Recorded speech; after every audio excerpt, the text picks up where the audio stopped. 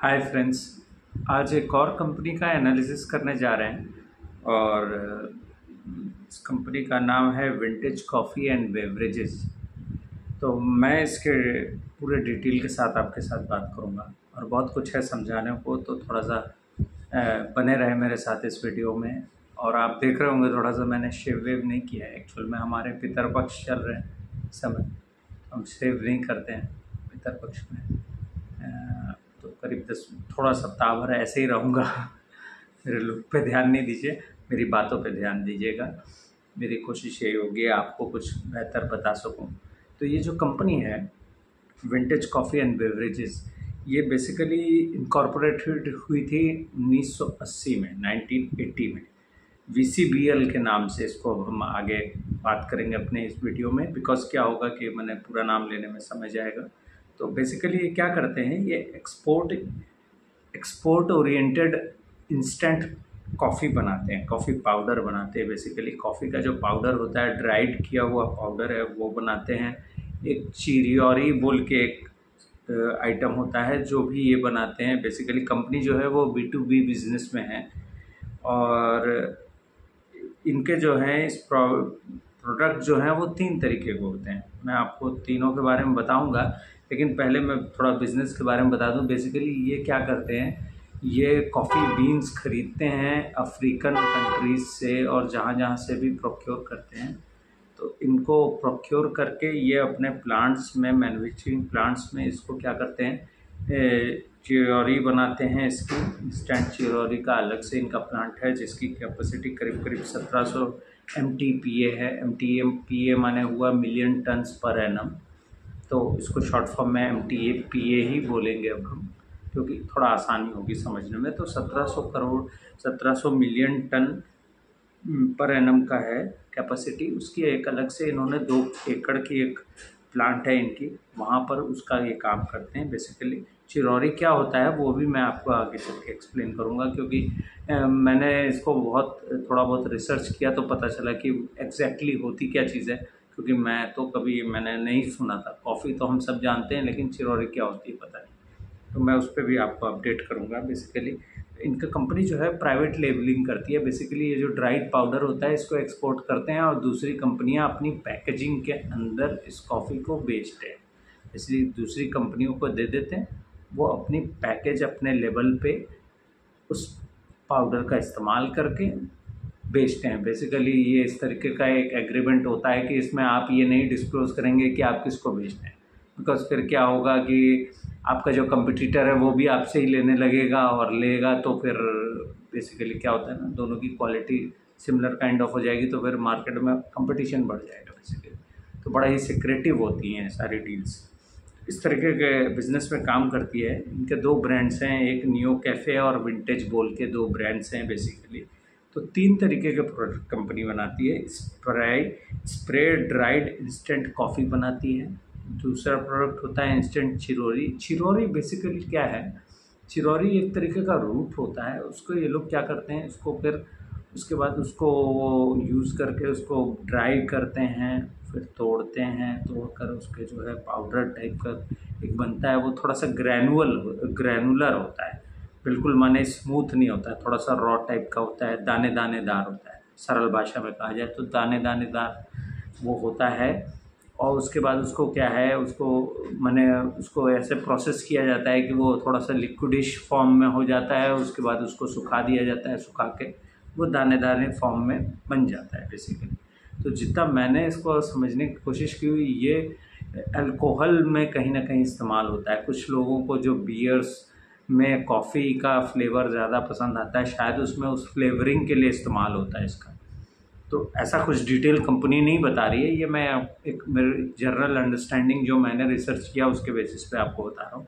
Company कहीं अपने documents में ऐसा कुछ नहीं मेंशन करती कि चिरौरी कहाँ इस्तेमाल होती है। बेसिकली जो मुझे एक अंडरस्टैंडिंग बनी और जो मैंने रिसर्च की, तो उससे पता चला कि ये कहीं शायद बियर्स या अल्कोहल्स में जिनको कॉफ़ी का टेस्ट पसंद होता है उनमें ये इस्तेमाल होता है। बेसिकली वो कॉफ़ी का टेस्ट देने के लिए। तो ये है Sprite dried instant coffee, instant चिरौरी। और एक होता है ग्रैनुलर कॉफ़ी होता है। बहुत लोगों को कॉफ़ी जो है वो दानेदार पसंद है। आप जैसे देखेंगे नेस्कैफ़े जैसे कॉफ़ी बेचता है, उसमें भी आप देखेंगे एक उनका तो पाउडर फॉर्म होता है जो कि पैकेट्स में आता है, एक उनका शीशी में आता है। शीशी में जो कॉफ़ी बेचते हैं वो आप देखेंगे दानेदार होती है, उसी को कहते हैं एग्लोमरेट इंस्टेंट कॉफ़ी। बेसिकली ये थोड़ा सा महंगा आइटम होता है in terms of normal coffee powder से। पैकेजिंग जो होती है कंपनी की वो 25 ग्राम, 50 ग्राम, 100 ग्राम, 200 ग्राम, 1 किलो, 45 ग्राम का भी सैशे आता है इनका, 1 किलो तक का पैकेट होता है, और बड़े बॉक्सेस बनाते हैं 25 किलो के, जो कि बेसिकली मुझे लगता है कि एक्सपोर्ट क्वालिटी में यूज़ होता होगा उनका। बेसिकली इनकी 2 फैक्ट्रीज़ हैं जो कि दोनों तेलंगाना में है। तेलंगाना में एक इनका पूरा एक जगह ले रखी है इन्होंने 23 एकड़ की, जहाँ पर इनका प्लांट, मैन्युफैक्चरिंग प्लांट लगा हुआ है, पैकेजिंग लाइन है, और वहीं से ये काम करते हैं। तो बेसिकली इनका जो कैपेसिटी है वो पहले 4,500 MTPA की थी। फिर इसके बाद इस फरवरी 2025 में जो है 2000 MTPA की कैपेसिटी इन्होंने और ऐड की है। और बेसिकली इनका प्लान ये है आगे चल के और भी इसके साथ 4,500 MTPA की कैपेसिटी को और ऐड करने का प्लान है, जो कि स्टार्ट होगा एक्सपेक्टिंग इस साल के अंत में, माने मार्च तक जाकर वो भी कैपेसिटी ऐड ऑन हो जाएगा। तो उसका क्या इम्पैक्ट आया है बिज़नेस पे, उसको भी मैं अभी आपको एक्सप्लेन करूँगा। तो बेसिकली कहने का ये मतलब है इनकी कैपेसिटी, प्रोडक्शन कैपेसिटी जो है ड्राइड इंस्टेंट कॉफ़ी की करीब 6,500 MTPA है। पहले 4,500 थी, पिछले साल 4,500 MTPA थी, इस साल 6,500 हो गई, क्योंकि फरवरी में जो है इन्होंने 2,000 MTPA को ऐड ऑन किया है उसमें। और 3,000 की इनकी पैकेजिंग की कैपेसिटी है, MTPA है ये भी फिगर। 1700 चिरौरी का मैंने आपको बताया कि अलग से है। इन्होंने एक कैफ़े भी खोला है जो कि नवी मुंबई में है, जिसका नाम है प्रीमियम कैफ़े लॉन्च। ये सितंबर पिछले साल 2024 में इन्होंने लॉन्च किया था। तो बेसिकली एक फ़ील है, जैसे आप जानते हैं कॉफ़ी में टाटा कॉफ़ी जो है, टाटा सबसे पुराना ब्रांड है जो कॉफ़ी बनाना शुरू किया था, जिसने सबसे पहले, तो वो बेसिकली उन्होंने पार्टनरशिप कर ली थी स्टारबक्स से। तो आप जानते हैं कि स्टारबक्स की जब कॉफ़ी वो बेचना शुरू किए इंडिया में, तो वो ऐसे कैफ़ेज़ उन्होंने स्टार्टिंग में खोलना शुरू किया, जहाँ पर आपको एक फ़ील मिले, आपको ये पता चले कि कॉफ़ी का बिज़नेस, कॉफ़ी का टेस्ट कैसा है, क्या क्वालिटी होती है। तो ये सारे फ़ील देने के लिए कंपनी भी वन ऑफ इन्होंने अभी एक अपना रिटेल में एक शॉप खोली है, जिसमें कि कस्टमर जाकर वहाँ फ़ील ले सके कि कैसी होती है कॉफ़ी बेसिकली। तो कैपेक्स प्लान इनका यही है कि जो मैंने बताया कि 6,500 MTPA ये चालू करेंगे अगले साल Q4 2026, माने मार्च तक जाकर वो ऐड ऑन हो जाएगा बेसिकली कैपेसिटी। अब रेवेन्यू स्प्लिट ऐसा है कि यूरोप और USA में 13.48 है, रशिया में करीब 23% के आसपास है, मिडिल ईस्ट में करीब 34% इनका सेल आता है, साउथ ईस्ट एशिया में 9% और डोमेस्टिक करीब 19% के आसपास इनका सेल है।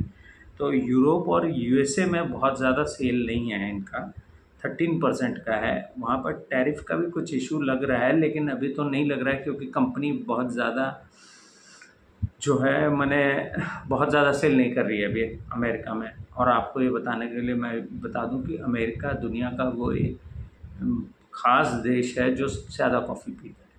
वहाँ की पॉपुलेशन करीब करीब 40 करोड़ के ऊपर है।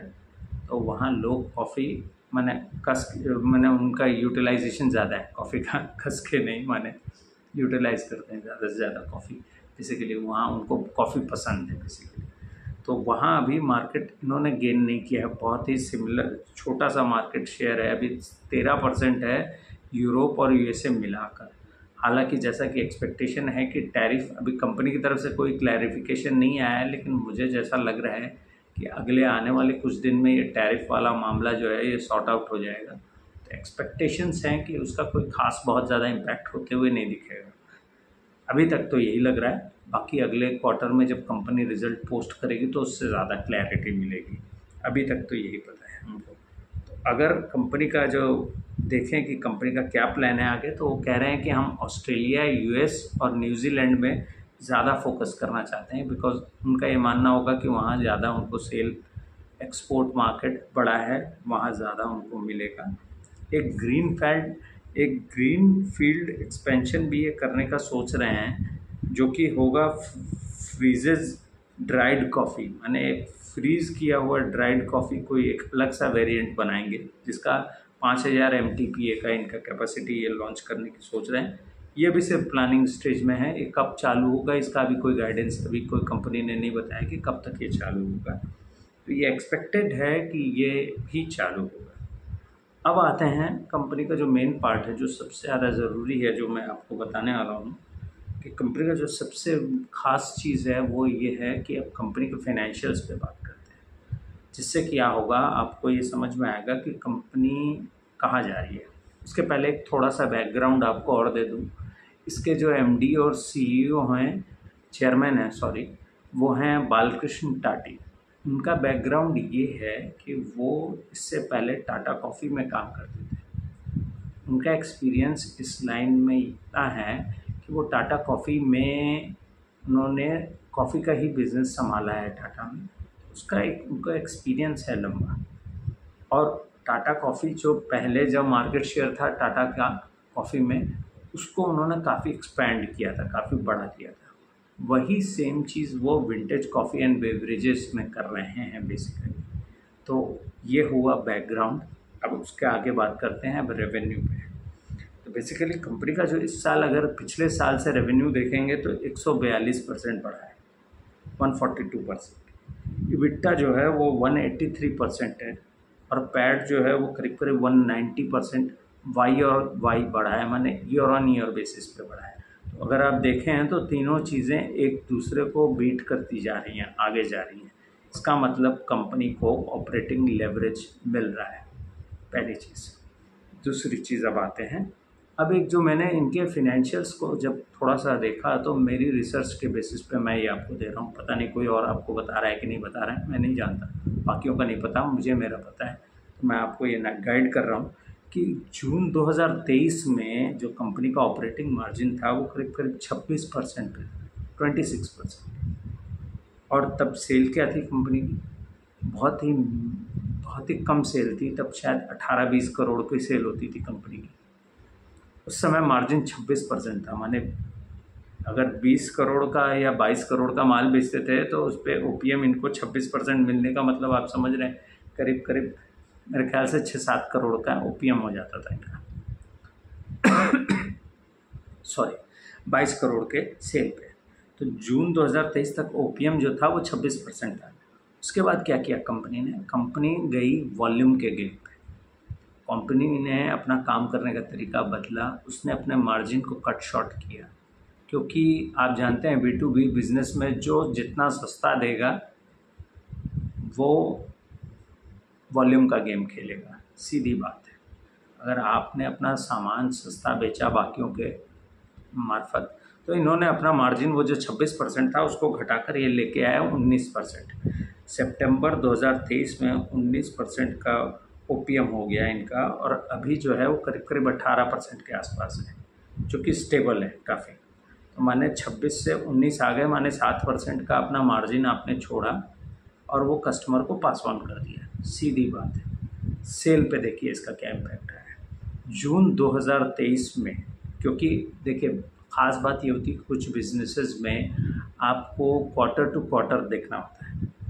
क्वार्टर टू क्वार्टर आप कंपैरिजन करेंगे तो ज़्यादा बेहतर है, ईयर और ईयर कंपैरिजन करेंगे तो वो ज़्यादा बेहतर है, क्योंकि जनरली कॉफ़ी के बिज़नेस में या ज़्यादातर सारे ही बिजनेसेस में, इंडियन ज़्यादातर बिज़नेस में ये देखा गया है H1 से बढ़िया होता है H2, पहली चीज़।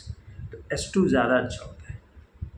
तो जून 2023 में इनका जो सेल था वो करीब करीब 21 करोड़ था, और जून 2024 में सेल क्या था, 44 करोड़ था, माने डबल हो गया। प्रॉफिट जून 2023 में 2 करोड़ था, जून 2024 में 5 करोड़ हो गया, माने डबल से भी ज़्यादा हो गया, माने 150% बढ़ा प्रॉफिट। सेल बढ़ी 100% से, प्रॉफिट बढ़ा 150% से। जून 2025 में सेल बढ़ी 102 करोड़, माने 44 करोड़ से 102 करोड़ पहुंच गए, माने 100% से भी ऊपर का जंप है। प्रॉफिट पहुंचा 14 करोड़, माने 5 करोड़ का प्रॉफिट और 14 करोड़, ऑलमोस्ट 3 टाइम्स हो गया प्रॉफिट। आप समझ रहे हैं कंपनी क्या कर रही है। उसने अपना मार्जिन कट शॉर्ट किया, उसने अपना जो सेल है उसको बढ़ाया, वॉल्यूम पे गए और प्रॉफिट बढ़ाया, पहली चीज़। अब इसको अगर आप कहेंगे थोड़ा सा मैं आपको और एक्सप्लेन कर दूँ, वाई ऑन वाई बेसिस पे, ईयर ऑन ईयर बेसिस, 2022 पे टोटल सेल कंपनी का था 37 करोड़ का पूरे साल में। पूरे साल में भी समझा देता हूँ आपको, क्वार्टर क्वार्टर समझाया मैंने, जून टू जून पे आपको कंपैरिजन समझाया। अब वाई ऑन वाई बेसिस पे मैं भी समझाता हूँ।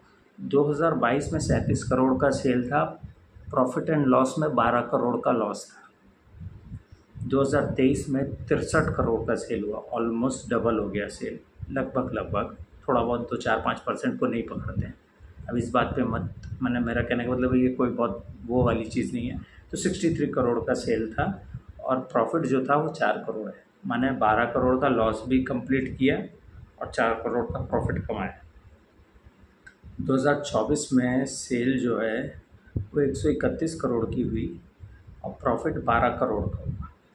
2025 में सेल 309 करोड़ की हुई और प्रॉफिट 40 करोड़ का है। बहुत सारा नंबर हो गया, आपको समझ में नहीं आएगा, समझाता हूँ। 37 करोड़ की सेल थी, 63 करोड़ की हुई, ऑलमोस्ट 100% की ग्रोथ। 12 करोड़ के लॉस से 4 करोड़ के प्रॉफिट में आ गए, मैंने लॉस भी कवर किया और 4 करोड़ का प्रॉफिट भी दिखा दिया। उसके बाद 2023 से 24 में 63 करोड़ की जगह 131 करोड़ की सेल हुई 24 में, माने जस्ट डबल कर गए। बाकी छोड़ देते हैं, राउंड में पकड़ते हैं, 100 करोड़ माने 100% ग्रोथ हुई और प्रॉफिट कितना हुआ, 4 करोड़ से 12 करोड़, माने प्रॉफिट में 3x का ग्रोथ है, प्रॉफिट 3 गुना हो गया।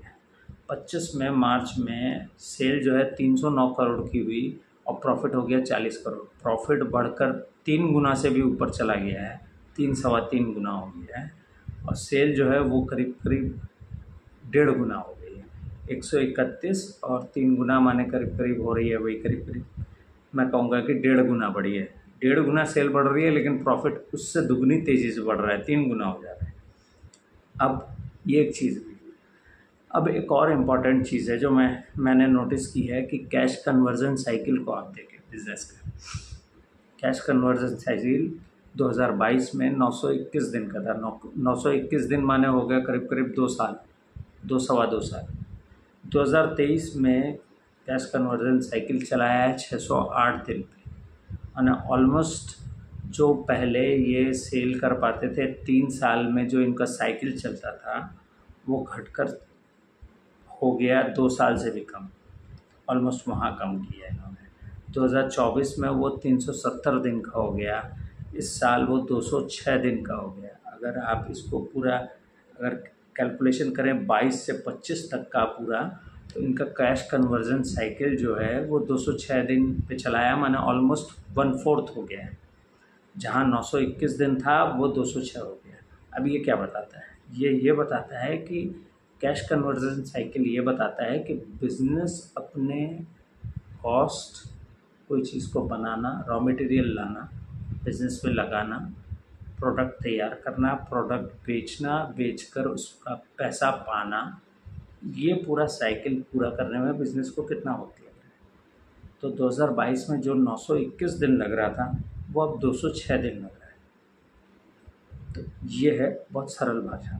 अगर इसको आप देखें कि अगर इसको थोड़ा बेहतर भी कर लेंगे तो साल में 2 राउंड हो जाएंगे, ऑलमोस्ट अगर 180 के आसपास आ जाए तो आप ये मानकर चलिए कि साल में 2 राउंड हो जाएगा, 2 बार इनका कैपिटल घूमकर प्रॉफिट देकर जाएगा। तो ये बताता है बेसिकली, ये था मेरा, मैंने इसको कहेंगे कि मैंने आपको ये एक्सप्लेन किया कि बिज़नेस का क्या मॉडल है वो बताया, बिज़नेस कैसा है वो बताया, बिज़नेस के फाइनेंशियल क्या है वो भी एक्सप्लेन किया आपको। तो मेरी कोशिश इसके पीछे ये है कि मैं आपको ये बताने की कोशिश कर रहा हूँ कि बिज़नेस तो सही दिख रहा है, अब आपको इसको एनालिसिस करना है। प्रॉब्लम कंपनी के साथ ये है, कंपनी कॉल नहीं करती है, कंपनी के अपडेट्स आते हैं, कंपनी अपने रिज़ल्ट पोस्टेड करती है, हमको उसके बेसिस पे चलना होगा। हम बिज़नेस के मालिक नहीं हैं, शेयर होल्डर्स हो सकते हैं। साथ ही साथ ये भी डिस्क्लेमर दूंगा, I am invested in it, मैं इसमें इन्वेस्ट कर रखा हूँ, ये स्टॉक मेरे पोर्टफोलियो में है। तो मैं ये नहीं कहूँगा कि क्या सही क्या गलत, जो बिज़नेस है वो सामने है, पूरी चीज़ें मैंने आपके सामने रखी, आप अपना एनालिसिस स्वयं करें। चीज़ों को देखें कैसा लगता है। और कंपनी कोई कॉन कॉल नहीं करती, कोई कॉन कॉल करने से क्या होता है, बहुत सारी चीज़ों पे क्लैरिटी होती है, बिज़नेस भी खुलकर समझ में आता है। जो बिज़नेस चला रहे हैं वो अगर बिज़नेस समझाएँ तो ज़्यादा बेहतर होता है। हम तो सिर्फ एक गेस वर्क कर रहे हैं, अंदाज़ा लगा रहे हैं कि ये हो रहा है, ये हो रहा है, ये हो रहा है। जब वो कह दें कि यही हो रहा है, तब समझें कि यही हो रहा है। तो बेसिकली ये है, आप अपना ड्यू डिलिजेंस करें, आप अपना अंडरस्टैंडिंग करें बिज़नेस का। मुझे जितना अंडरस्टैंडिंग था वो मैंने बताया, बिज़नेस जिस तरफ जा रहा है वो भी बताया। कैपेक्स कर रही है कंपनी का कैपेक्स आप अगर देखें 4,500 MTPA से वो बढ़कर जा रहे हैं करीब ऑलमोस्ट करीब अगर उनका फिगरेटिवली देखें तो वो 11,000 MTPA पे चले जाएंगे अगले 1 साल के अंदर अंदर। तो ऑलमोस्ट उनका कैपेसिटी वो बढ़ा रहे हैं। तो कैपेसिटी कंपनियां तब बढ़ाती हैं जब उनको दिख रहा है कि उनके पास सेल की ग्रोथ आनी है। तो ये कुछ चीज़ें हैं जो मैट्रिक्स है जो देखकर समझ में आता है कि कंपनी सही दिशा में जा रही है। तो अब यही था मेरा कंपनी के बारे में एनालिसिस। आपके कोई सवाल हो, आपके कोई सजेशन हो, आपके पास कोई अलग सी इन्फॉर्मेशन हो तो ज़रूर शेयर करें, और कोई भी क्वेश्चन हो तो ज़रूर पूछें। Thank you so much.